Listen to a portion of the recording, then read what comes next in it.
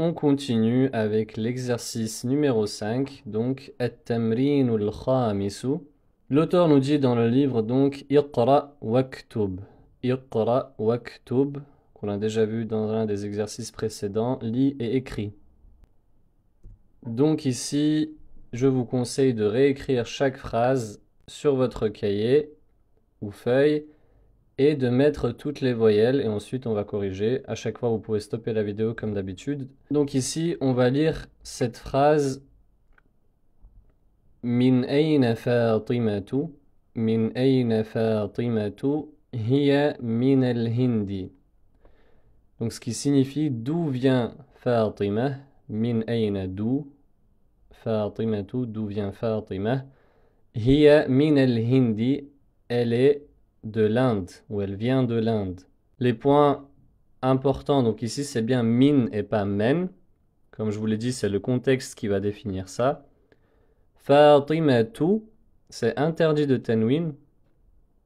On ne peut pas dire Fatimatun. Vous pouvez revoir la leçon sur ça. Et c'est une dhamma, puisque c'est la base. Comme on a vu, il n'y a rien qui oblige la kesra, comme c'est min ici, pour el hindi. Ici, le i à la fin de hind, c'est le min qui l'oblige, puisque c'est un harfu jar. Fatimatu, le min ici, il est devant ayn, donc il n'influe pas sur Fatima.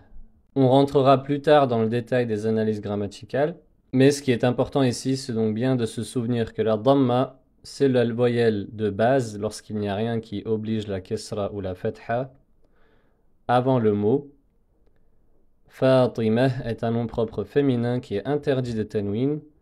Et ici, el-hindi, puisqu'on a un harfu jar qui est min. Et donc, el-hindi, c'est un ismun majrour. Ism majrour. Donc, dans l'état de jar. On continue donc avec la deuxième phrase, un peu plus longue, où là, on revoit les deux verbes qu'on avait introduits à l'exercice 3.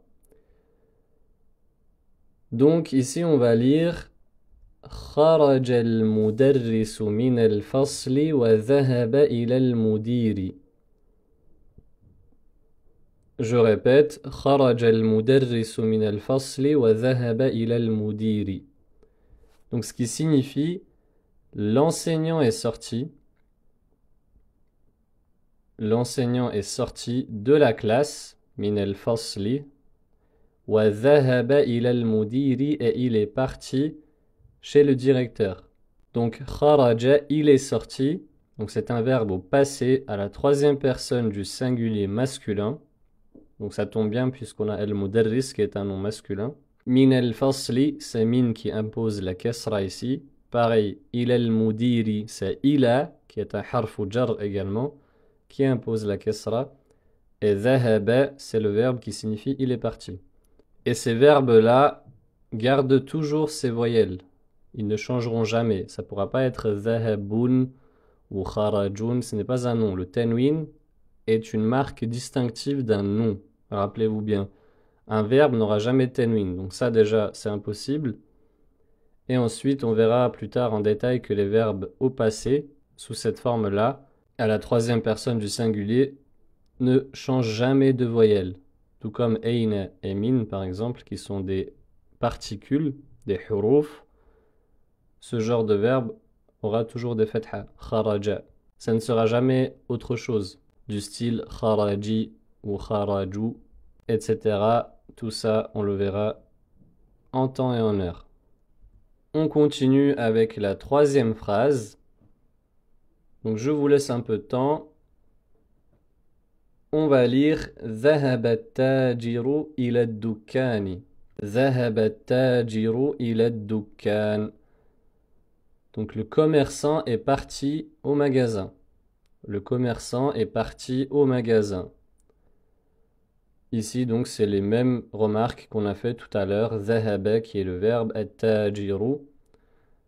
Le commerçant, et ici الدكان porte la kesra à cause de ila. Et التاجر ici porte la dhamma puisque c'est la base sur les noms. Il n'y a pas de harf jar devant qui lui impose la kesra. Et on verra plus tard qu'ici, c'est le sujet de ce verbe et qui doit porter la dhamma. Il ne peut pas porter autre chose. Mais ça viendra en son temps. Ensuite, la quatrième phrase, un peu plus longue aussi, et je vous laisse un peu de temps. Donc on va lire خرج حامد من الغرفة وذهب إلى الحمام.